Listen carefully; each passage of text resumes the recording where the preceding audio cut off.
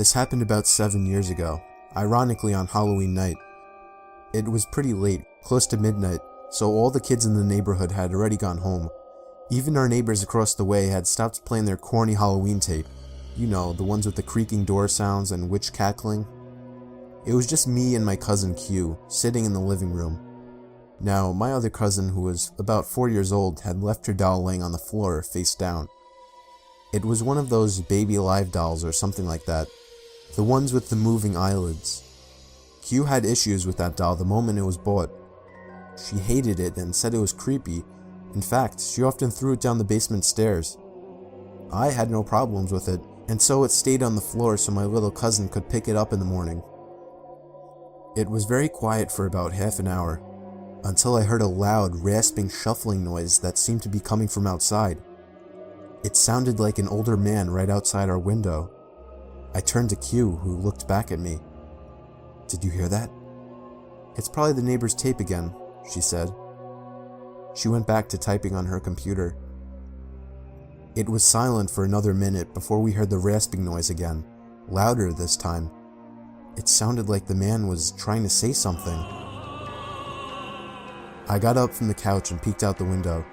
Absolutely no one out there, not even in the street. Our neighbor's house was dark. It was as still as any night in our quiet neighborhood. "There's no one out there," I said, looking back to Q. She didn't say anything. I was kind of getting freaked out. Another minute passed, and this time there was whispering, but loud whispering. I remember it sounded like a kid and a woman. Q finally looked up from her computer. "It's that doll," she said. Of course she thought it was. She was very superstitious. I gave her a skeptic look. Let me say this, I don't believe in the paranormal. I leant down and picked up the doll. It was fine. Her eyes were closed. I forgot to say that it had a voice box thing in it, but it didn't have any batteries. I put it back down. "No, it's not. Just leave it alone," I told her. It was silent again. I went back to my seat on the couch. The rasping started again, and I heard the man say something garbled, followed by wheezing. I jumped up from the couch. I was going to see if it was coming from the backyard. Just as I started walking, I noticed that the doll had moved a little. I picked it up again and turned it over. Its eyes were open, and it was heavier than before. I dropped it, and Q threw it down the basement again. I still have no idea what to think. Q denies it ever happened, and my little cousin never asked about her doll after that. I saw the doll only one time after that, on the top basement step laying on its side. This time, I pushed it down the steps.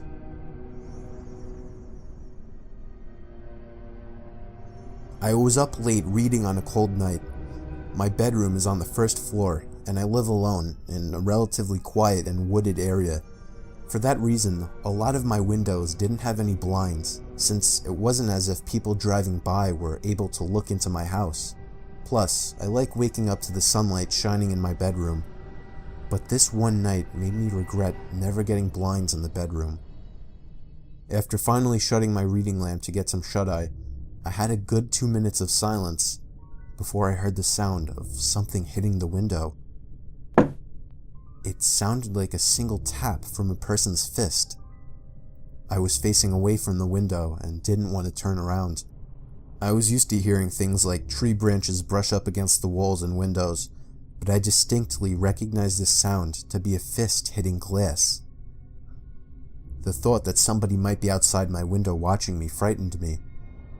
The fact that somebody would walk all the way onto my property to my bedroom window. I tried to accept that maybe it was just a tree branch, but a second and single knock at the window confirms my fear.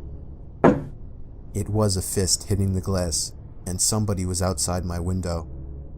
I figured that if I just ignored it, they would go away. Maybe it was just some punk trying to mess with me. If they thought I was sleeping, they would get bored. Another knock at the window came, and I desperately tried to just stay still and show no reactions. But when the fourth knock came routinely, I decided enough was enough. I should confront this jerk like a real man.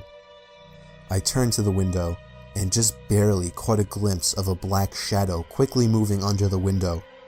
For some reason, actually seeing something at the window killed any courage I had, and I ran to the kitchen phone and called the police. They said they would have an officer over in 10 minutes. When I hung up, I saw something in the corner of my eye. I turned my head and saw somebody standing outside my kitchen window, surely looking at me. Only for a second though, because as soon as I noticed, he took off. Somebody was watching me through all the windows. Then I received a disturbing phone call. It was my neighbor, who also happens to be my best friend. He happened to notice through his window that 3 people dressed in black walked onto my property earlier, one of them with a sharp, shiny object in his hand. This only made me panic even more. I ran upstairs where I knew I couldn't be watched and hid in the bathroom. I heard constant single knocks at the front door downstairs. No way it was the police. I just prayed they would get there in time, and thankfully, moments after the knocking stopped, I heard heavy banging at the front door, followed by someone screaming police. It turned out to be the cops, but whoever the 3 men were already gone into the woods. It might have been more than 3, I don't even know. All I know is they were never caught, and that I went out to get blinds the same week. My parents are divorced, and I was living with my dad. I'm an only child, so the only time I was around kids my own age was when I was out making friends with kids on the block. There was this one kid that lived on the corner of my block. His name was Tom. I met him while riding my bike. He strangely invited me over to shoot some hoops with him, so I did. He was a lot older than me. I was 12 and he was 16. I found out after hanging out with him a lot that he was an only child as well, and that he also lived with his dad. At first, I found him very relatable. I gave him my phone number and he would call to hang out. Sometimes he would come over and play video games. But then he started getting weird. He would call non-stop. If I didn't answer, he would begin to leave annoyed messages. He would call 5 or 6 times before coming over and ringing the bell. If my dad wasn't home, I usually didn't answer it. But when he was home, he would force me to hang out with Tom, even though I told him he was creepy. I biked with Tom back down to his house while pretending to listen to him babble on about stupid shit. This kid would never shut up. I needed to find a way to get him to stop looking for me. Then, for the first time, he invited me into his house. I really didn't want to go in, but it didn't seem I had a choice. The second I walked into the door, the foul, disgusting odor of his house filled my lungs. Clothes were tossed all over the floor, broken glass in one corner of the room, and what looked like coffee stains on the wall. It was the most disgusting place I'd ever seen. And then, a huge, shady-looking man walked out from another room. He looked at me with a very intimidating look. I felt myself backing up away from him, until Tom introduced him as his father. The man just gave me a big grunt and stomped off into another room. It was official, this kid was a fucking creep. I needed to get away from him for good. I decided I didn't even want to be in that house anymore and just made up some excuse to go. I think that I said that I forgot I had a doctor's appointment, and at that moment, his smile slowly faded as an unhappy, if not extremely angry expression crossed his face. He didn't even give me any response. He just looked at me with this unnerving stare. I left in a hurry and ran back down the block to my house. The door was locked, surprisingly. I unlocked it with the key my dad made me carry and found that he wasn't home. I really wanted him to be home. And then I found a little sticky note on the fridge saying he was called into work for a possible storm emergency. So that night before going to sleep, I checked my email for a response from somebody on eBay, but instead I had about 5 new emails all titled in capital letters, and they were all sent from an email named tomtom20@aol.com.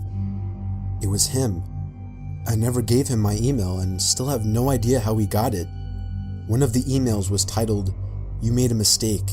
Another was titled, "I know where you live," and the rest were filled with profanity and threats.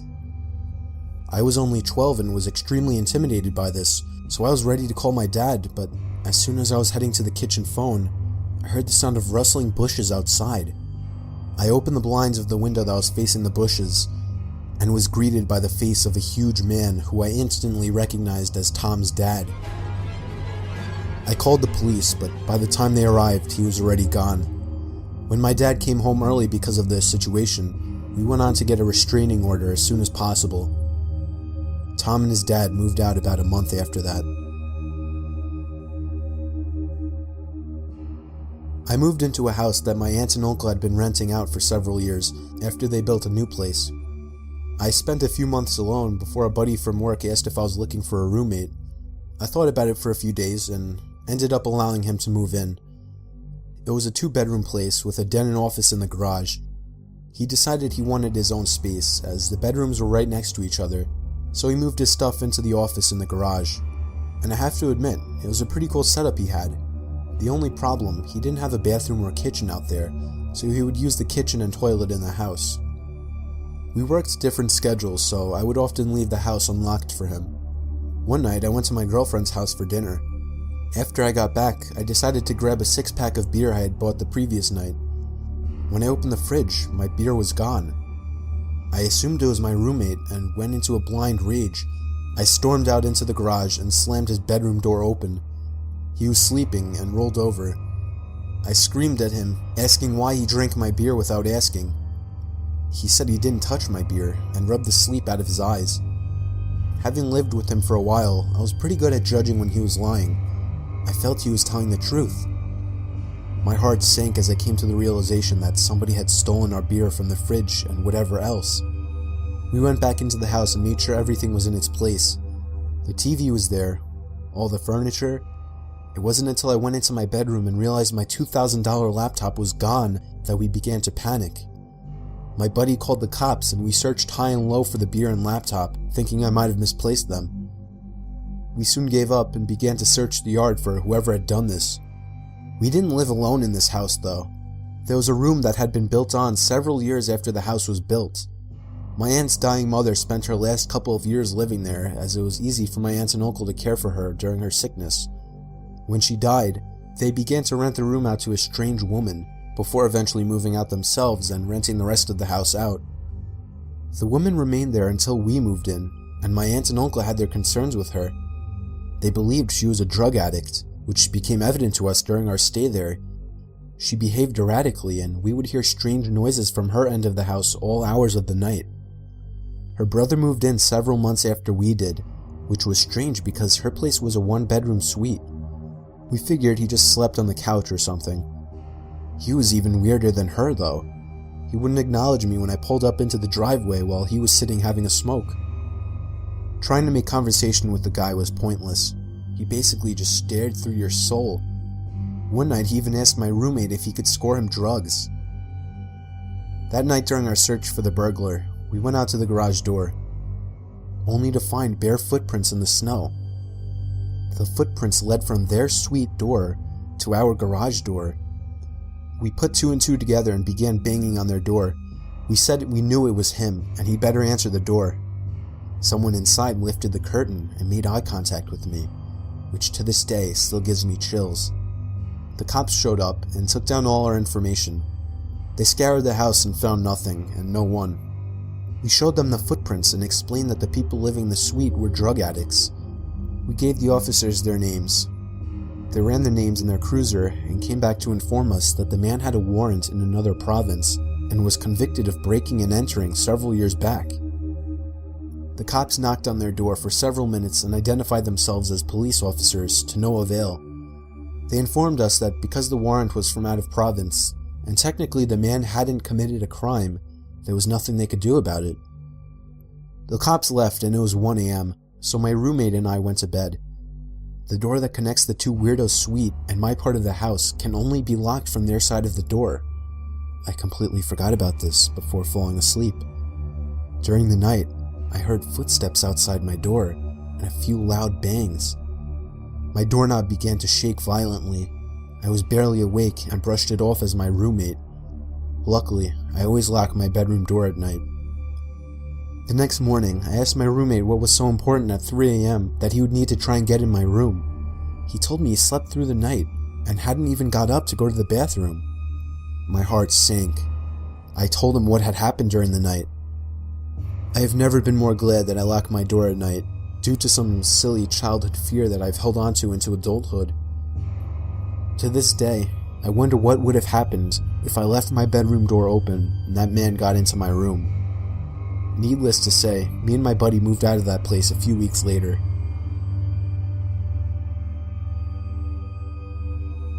It happened on my friend's 21st birthday. We were throwing him a big party filled with alcohol. There were a lot of people I didn't know there. It was just chaotic in the house. There were probably 100 people. But even in all the chaos, I noticed one shady character that stood out.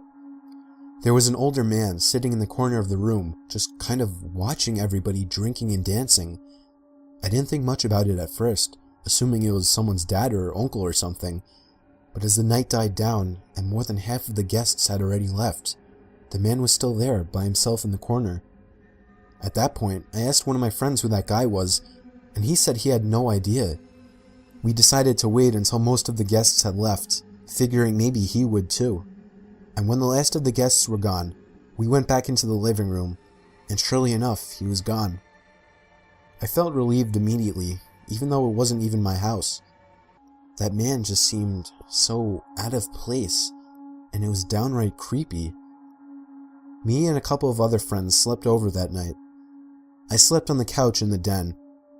Falling asleep was easy with all the alcohol running through my veins, but staying asleep was a problem. I woke up in the middle of the night, feeling insanely thirsty and having to go to the bathroom. I first went to the bathroom since it was closer, and then went up to the kitchen and got a glass of water. When I went back down to the den and laid back down on the couch, I noticed that the sliding door to the coat closet across from the couch had been slightly slid open. It was too dark to see anything else though, like anything inside of it. I felt a chill run down my spine as I remembered the creepy man sitting in the corner. The idea of that man hiding in the closet immediately popped into mind. I continued to lay still, under the assumption that he was watching me through the open door of the closet. I began to plan my escape. I could jump over the other couch and land right next to the stairway upstairs to the living room, but I just had to gather up the courage to do it. Then I saw the closet door slide open a little more, and that's when I got the courage to run for it. I jumped over the couch and ran up the stairs. I could hear the closet door fully slide open and somebody running after me. I screamed at my friends who were on the couches to wake up. All three of my friends that were in the living room woke up and looked at me as if I were crazy. I knew that we now outnumbered him 4-1, so I looked at the stairs and waited, but he never came up. My friends demanded an explanation, so I told them that the creepy man from earlier was hiding in the coat closet, and he almost chased me up the stairs. Just then, we heard the back door from down in the den open up, and we all looked at each other. We called the cops, but the man was never found. He simply left through the back door. When I was going to college in North Carolina, I started working at a local TJ Maxx store for some extra cash. Since I was in class during the day, I usually worked the later shifts. One night I was walking to my car. I think it was about 11 or 11:30. As a safety protocol, all of the employees left together and the security guard would watch from the sidewalk to make sure we all got to our cars all right. I was approaching my car when I heard a car pull up behind me. I turned around and there was a woman with her teenage daughter in the passenger seat. She rolled the window down and started giving me a story about how they just came into town to visit family and that they're out of gas and have no money, and then asked if they could borrow a few dollars.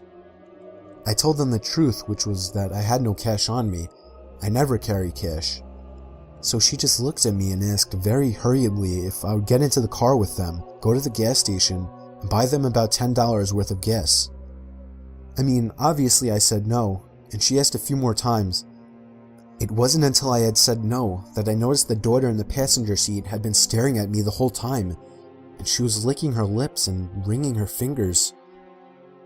At that point, I bolted back to the store where the security guard was, because they had pulled up behind my car, so I would have been stuck there. I told him what had happened. He started walking to their car, and they sped away.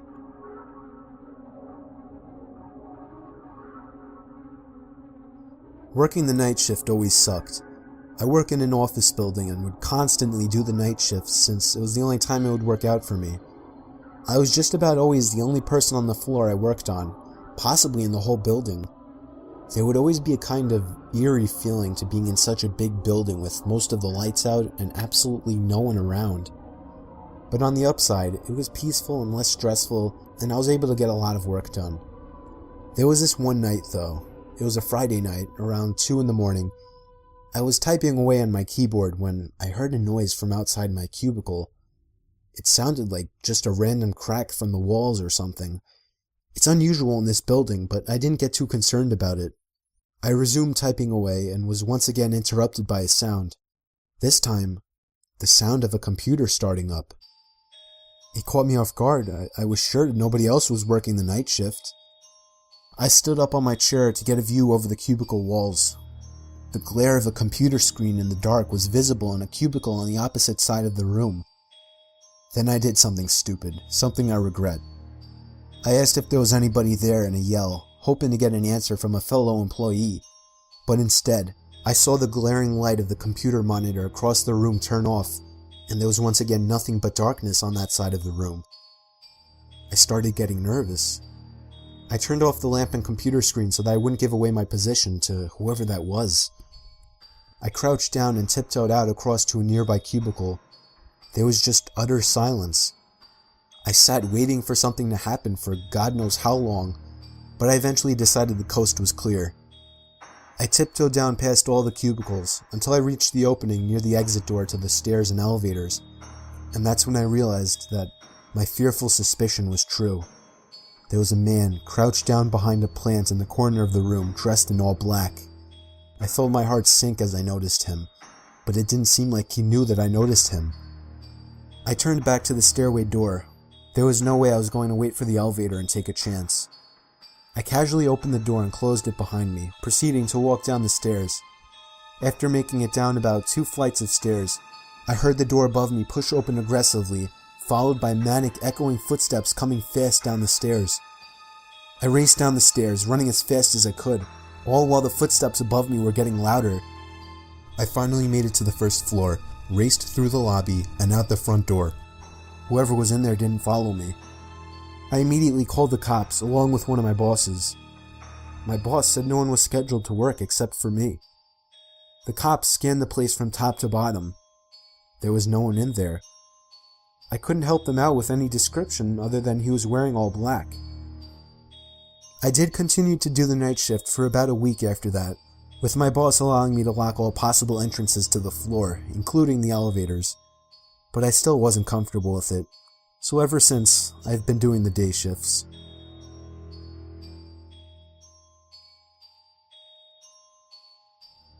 It was 4 a.m. on a Saturday night. I woke up to my stomach rumbling, and nothing is worse than trying to sleep on an empty stomach. So I got out of bed and made my way to the kitchen to make a sandwich. But immediately I noticed that the cabinet was open. I'm always super obsessive over closing everything I open, so I couldn't believe that I had done that. I found it more odd than most people would. That's just how I am. Most people would shut the cabinet and forget about it, but I went as far as investigating around the house for any unwanted guests. There was nobody in any of the closets I checked, but when I went down to the den, the back door was wide open. I was certain now that someone had been in my house. I somehow had the balls to step outside and turn on the patio light, and there was somebody sitting in one of the patio chairs. He looked at me with a blank expression and got up slowly. He looked filthy, almost homeless. His hair was down to his shoulders. He started walking closer to me. I couldn't tell what his intentions were, and I kinda just stood there, almost taking him as harmless. But he suddenly lunged at me, and I barely had time to shut the door and lock it. We stared each other down for 10 seconds through the glass, until I finally realized I should be taking that time to call the cops. I ran to the kitchen to get the phone, and as I was dialing, I noticed when I got back that he was already gone. I still called the cops, but nothing was ever found of the man.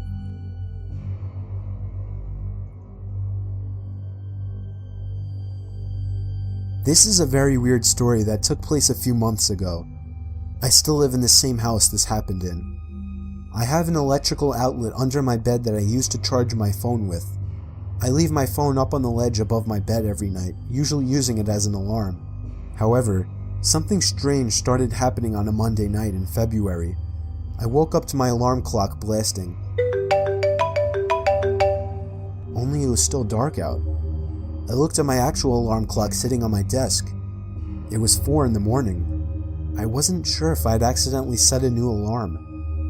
The alarm was titled Down. I unset it and went back to sleep, not overthinking it. The next night, I woke up again to the sound of my phone's alarm clock blasting. I saw that the time was 3 in the morning, and the alarm clock title was set to Beneath. No way had I set that alarm. I would remember something like that. I figured my brother was playing a joke on me somehow. The next morning, I told my dad to tell him to stop messing with my alarm clock, that it's interrupting my actual sleep on school nights. But he swore on his life that he had never touched it, and I kinda believed him. That night, I put a password on my phone and wrote it on a sticky note just for safekeeping. I hid the sticky note on the wall behind my bed and made sure no extra alarms were set. The only one was set for 8 a.m. I fell asleep, but once again, I woke up to the blasting alarm clock in total darkness. 2 a.m. The alarm was titled The. I was a little freaked out now. Something was really wrong with my phone. I was sure someone was hacking into it. The next day I left it off for the whole day in hopes that whoever was messing with it would forget about it. And that night I used my actual alarm clock on my desk as an alarm instead.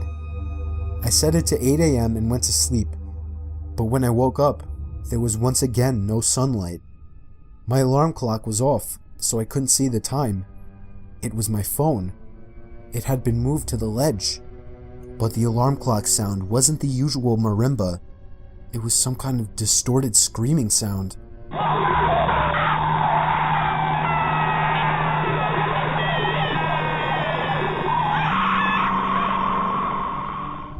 I turned off the alarm, which was titled Bed. It was 1 in the morning. I was laying there clueless, not knowing what to think. My phone was at 10%, so I reached down under my bed to try and find the charger that's normally plugged into the wall. It was missing.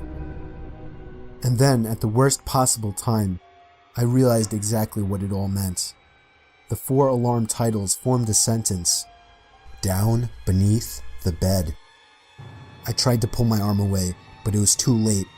I felt a hand grab my arm and squeeze tight. I screamed as loud as I could, loud enough for all the neighbors to hear. I heard my parents' bedroom door open and footsteps running over to my room. My door opened and my dad barged in with a baseball bat. He saw that I was being pulled down to the edge of my bed. My dad reached under my bed and grabbed a hold of the man hiding under. He knocked him out with the bat and called the cops. The man clearly didn't plan that out, as he basically trapped himself under my bed. Police told us that he was a registered sex offender who had been arrested 10 times. He's extremely messed up in the head, and clearly gains pleasure from messing with and scaring his victims. It scares me the most that he was in our house and under my bed for 4 days.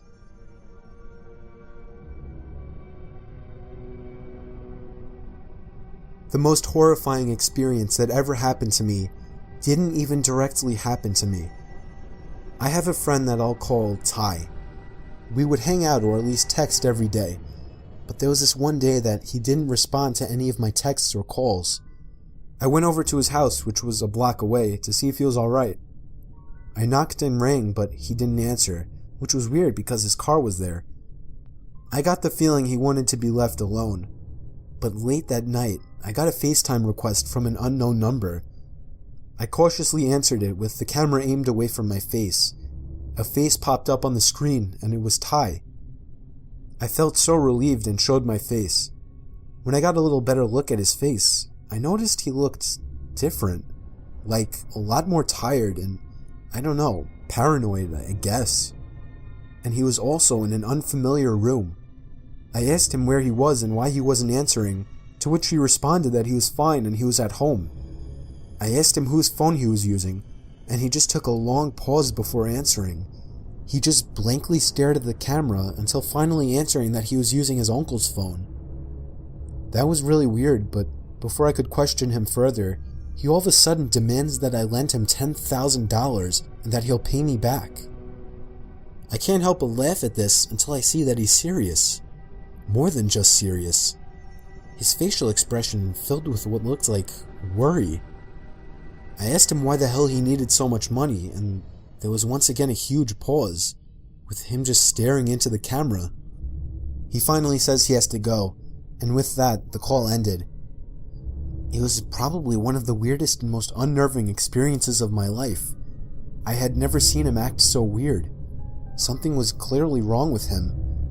But it was late, and I figured I would just go over to his house tomorrow and talk with him. The next day, first thing in the morning, I went straight over to his house and rang the doorbell about 10 times. He didn't answer. I eventually gave it up as a lost cause. If he wanted to act sketchy, that was his problem. But late that night, around the same time, I received another FaceTime call from another unknown number. I answered it, and it was again Ty. But this time, he looked like shit. His hair was a mess. He had a cut on his forehead. He had bags under his eyes. I didn't understand what the hell was wrong with him. He wouldn't tell me anything. He just kept demanding $10,000 to be paid to some random address, to which I kept telling him no. And then he said something that still haunts me. He said in a shaky, nervous voice, "Come on, don't point a gun at my back." It hit me like a bullet as he said this, accompanied with an ever so slightly twitch of his left eye, to which I interpreted as a wink. But then the call ended abruptly, and I can only imagine what was going to happen to him. By some miracle, I remembered the address and sent the cops there right away. It was an old abandoned house on a basically deserted block miles away from my house. They found Ty in the basement, beaten senseless and barely alive, but they got to him just in time. The sicko that did this to him was already long gone. Ty doesn't like to talk about it, but the most he told me was that he was walking home before everything went black, and he woke up in a dark basement.